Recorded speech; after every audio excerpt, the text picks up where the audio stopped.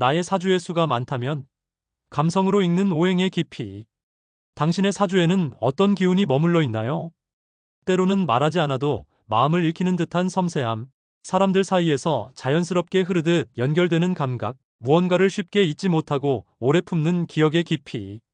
이런 면들이 있다면 아마 당신의 사주에는 수의 기운이 많은지도 모릅니다.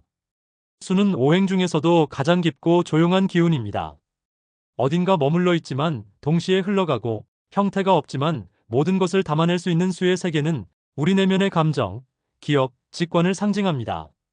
이번 영상에서는 수가 많은 사주가 어떤 성향을 지니고 있는지, 그리고 그것이 우리의 감정, 관계, 삶에 어떤 파장을 일으키는지 차분히 살펴보려 합니다.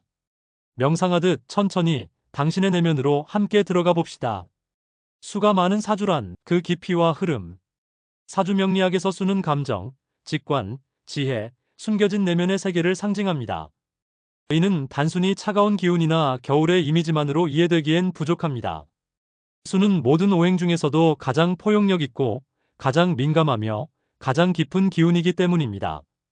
수가 많은 사주란 전체 팔자 속에 수의 오행이 중복되거나 강하게 나타나는 구조를 말합니다. 이는 천간의 수의 기운인 임수와 계수가 여러 번 등장하거나 지지의 해수, 자수, 축토와 같은 수기 중심의 지지가 여러 개 포함될 때 나타납니다. 또한 지지의 장간 속에도 수의 기운이 포함될 수 있으므로 단순히 눈에 보이는 한두 개로 단정지어선 안 됩니다. 이렇게 수기가 강한 사람은 겉으로는 조용하고 온화해 보일 수 있지만 속에는 무한한 상상력과 깊은 감정의 파장이 흐르고 있습니다.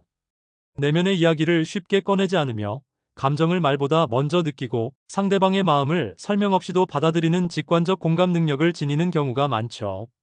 하지만 이 깊이는 때때로 혼자만의 감정 세계에 머무는 경향으로 나타날 수 있습니다. 수기가 너무 많으면 감정의 균형이 깨져 쉽게 우울해지거나 결정을 미루고 생각에만 잠기는 상태로 이어지기도 합니다.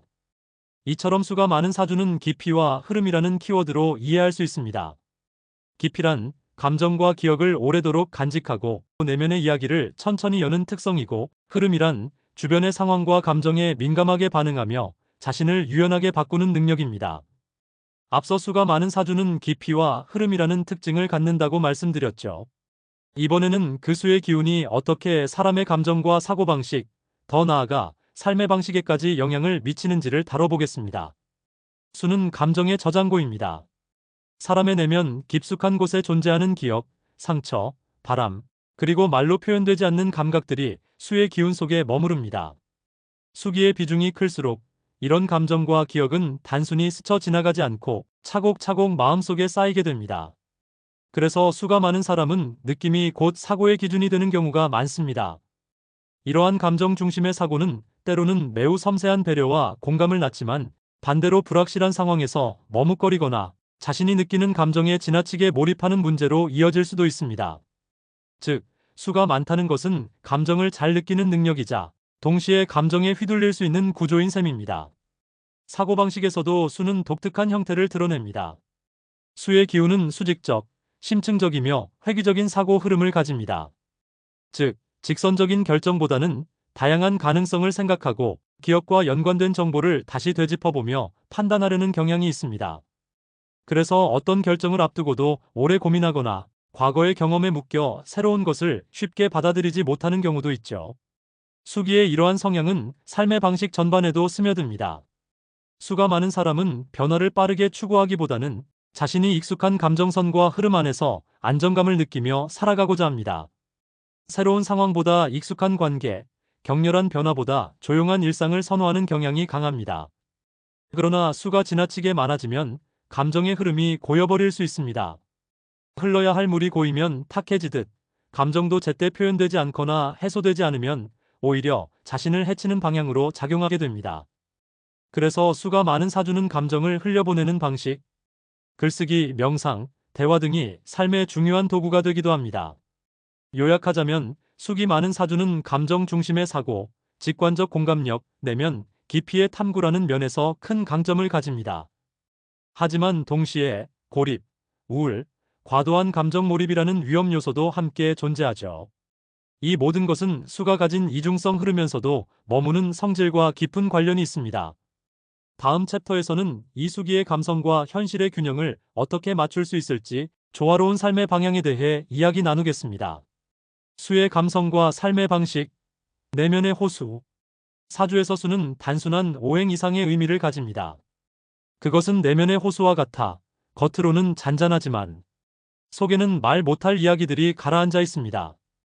이 장에서는 수가 많은 사람이 어떻게 감정을 인식하고 그것을 통해 어떤 삶의 방식을 형성하는지를 살펴봅니다.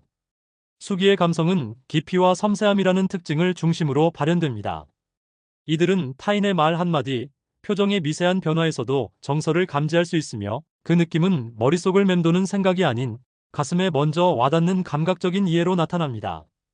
이런 감각은 관계에서의 공감 능력으로 이어지며 사람들과 깊은 정서적 유대를 형성하는 능력으로 발전합니다.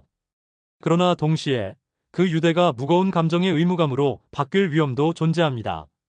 숙이 많은 사람은 누군가의 슬픔을 마치 자신의 일처럼 받아들이고 그 감정을 오랫동안 안고 살아가는 경우가 많기 때문입니다. 또한 이들의 감성은 예술적, 창의적 감각으로 확장되기도 합니다. 감정의 잔향을 오래 붙잡는 능력은 단순한 정보가 아닌 느낌의 언어로 표현될 때 빛을 발하죠. 글, 음악, 그림, 움직임 등으로 내면을 표현하는데 숙이 많은 사람들은 놀라운 감수성을 보입니다. 그러나 문제는 그 감정이 표현되지 않을 때입니다. 수는 흐르지 않으면 정체되고 정체된 수는 어두워집니다. 감정을 반복해서 되새기고 현실보다는 내면의 세계에 머무는 경향이 심해지면 자신만의 감정에 빠져들어 현실을 살아가는 힘이 약해질 수 있습니다. 이때 삶의 방식에서도 일정한 패턴이 나타납니다. 숙이 많은 사람은 타인의 시선을 민감하게 의식하고 불확실하거나 변덕스러운 상황을 두려워하며 감정을 숨기는 방식으로 자신을 보호하려고 합니다. 그래서 이들은 자신만의 안전지대를 만들고 그 안에서 살아가려는 경향이 있습니다. 익숙한 일상, 오래된 인연, 반복되는 루틴 속에서 감정의 파동을 최소화하려는 것이죠. 하지만 그 안정 속에 머무르기만 하면 삶의 변화와 기회는 점점 멀어지게 됩니다. 결국 수기의 감성은 느끼는 힘과 흐르게 하는 힘이 균형을 이루어야만 비로소 삶 전체를 감싸안는 넉넉한 물결로 확장될 수 있습니다. 앞서 우리는 수의 감성이 얼마나 섬세하고 깊은지를 살펴보았습니다. 이번에는 그 감성을 어떻게 현실적인 삶 속에서 균형 있게 조화시킬 수 있을지 구조적인 접근을 통해 알아보겠습니다. 수의 감정 에너지는 내향적 집중력이 강한 구조입니다. 이 에너지는 감정을 세밀하게 인식하고 오랫동안 기억하며 경험 하나하나를 마음속에서 여러 번 되새기게 만듭니다. 하지만 이 감정이 외부로 흐르지 못하면 내면은 점점 과포화 상태에 가까워지고 결국 정서적 침잠이라는 현상으로 드러나게 됩니다. 이 상태는 겉으로 보기엔 조용하지만 안쪽에서는 많은 감정들이 억눌리고 있다는 뜻입니다. 이를 막기 위해 필요한 것이 바로 감정의 순환 구조입니다. 여기서 중요한 키워드는 표현, 관계, 리듬입니다. 첫째, 표현은 감정을 멈추게 하는 것이 아니라 흘러가게 만드는 통로입니다. 숙이 많은 사람은 자신의 감정을 억제하는 데 익숙한 경향이 있는데 사실은 억제보다 표현의 방식을 바꾸는 것이 필요합니다. 말로 표현하지 않더라도 글로, 음악으로, 이미지로 감정을 드러내면 그 자체가 내면의 순환을 만들어주는 역할을 하게 됩니다. 둘째, 관계는 숙이 많은 이에게 감정의 거울 역할을 합니다. 다른 사람의 감정을 민감하게 읽는 만큼 자신의 감정이 왜곡되거나 과장되지 않도록 해주는 정서적 기준점이 필요합니다. 그래서 숙이 많은 사람일수록 정서적으로 안전한 사람과의 관계를 통해 자신의 감정을 정돈하고 때로는 객관화하는 훈련이 중요합니다. 셋째, 리듬은 수기의 무한한 흐름을 일정하게 다듬어주는 틀입니다. 수는 형태가 없기 때문에 일정한 틀을 갖지 않으면 어디로든 퍼지게 됩니다. 일정한 생활 루틴, 자신만의 의식, 정기적인 활동은 수기의 흐름을 건강하게 유지하는 데 큰 도움이 됩니다. 이러한 구조를 갖추면 숙이 많은 사람은 감정에 휘둘리는 존재가 아니라 감정을 읽고 흐르게 하는 능력자로 변모할 수 있습니다. 이것이 바로 수의 감성과 현실이 조화롭게 만나는 지점입니다. 요약하자면 수기의 감성은 감정 표현을 억누르기보다는 흘려보낼 수 있는 구조를 만들어줄 때 비로소 삶에 조화를 가져옵니다. 감정은 숨길수록 어두워지고 표현할수록 밝아집니다. 그 밝음이 당신의 내면을 비출 수 있도록 흐름의 리듬을 스스로 설계해 나가야 합니다. 이제 마지막 챕터에서는 이 수기의 에너지가 균형을 잃었을 때 생기는 문제와 그 에너지를 다시 조화롭게 정돈하는 명리학적 접근을 다루겠습니다. 수의 균형과 조화, 넘침과 마름의 경계에서 수의 에너지는 마치 자연 속 물과 같습니다. 너무 넘치면 홍수가 되고 너무 마르면 가뭄이 되죠. 사주에서 수기가 과하거나 부족할 때도 마찬가지입니다. 이번 파트에서는 수기의 균형이 깨졌을 때 나타나는 현상과 그 구조적 원인을 살펴보겠습니다. 먼저 수기가 지나치게 많을 경우입니다. 사주의 천간과 지지, 특히 지지 속 장간에 수의 오행이 반복되거나 집중될 경우 감정의 흐름이 과도해지면서 내면의 안정이 무너지기 시작합니다. 이런 구조에서는 감정과 생각이 끝없이 이어지고 어떤 판단도 확신하기 어려운 상태에 머무르기 쉽습니다. 또한 정서적으로 매우 민감해져 작은 일에도 큰 영향을 받고 때로는 현실과 내면 사이에서 혼란을 겪게 되죠. 반대로 수기가 지나치게 약하거나 부족한 경우 내면의 유연성이 줄어들고 감정을 자연스럽게 받아들이는 힘이 떨어집니다. 사주의 오행 중 수의 위치가 매우 적거나 수기가 토나 금 등에 의해 지나치게 억제되는 구조라면 감정의 흐름 자체가 원활하지 않게 됩니다. 이럴 경우 감정을 표현하거나 공감하는 능력이 부족하게 나타나며 자신의 내면을 들여다보는 힘도 약해질 수 있습니다. 사주명리에서는 이런 불균형을 용신의 개념으로 조절하려 합니다. 즉, 수기의 많고 적음을 정확히 파악한 뒤 그 기운을 조절할 수 있는 오행. 예를 들어 수를 억제하는 토나 수를 도와주는 금 등을 통해 에너지 흐름의 조화를 찾고자 하는 것입니다. 특히 수기가 너무 많을 경우 이를 억제하거나 흡수해줄 수 있는 토의 역할이 강조됩니다. 이는 현실 감각, 경계짓기, 감정의 구조화와도 연결되며 수의 무형적 흐름을 구체적 형태로 바꾸는 힘을 가집니다. 반면 수기가 너무 약할 때는 그 흐름을 보완해줄 수 있는 금의 기운이 필요합니다.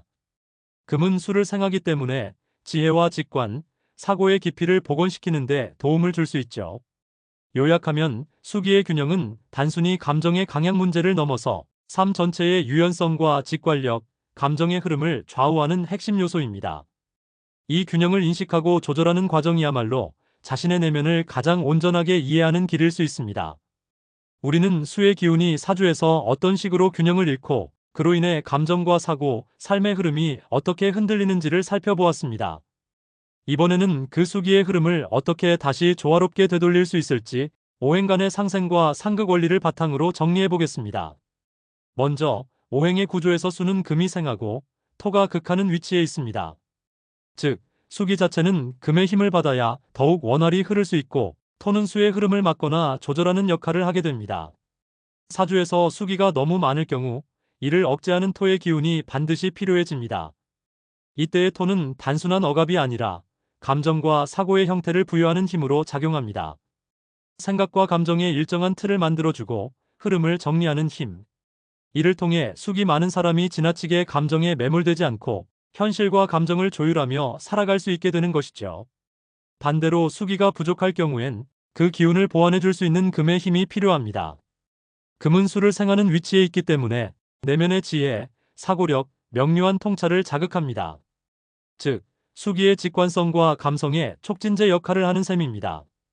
이때의 금은 생각을 정리하고 기억을 의미 있게 재구성하며 자신의 감정을 언어화할 수 있는 힘을 키워줍니다.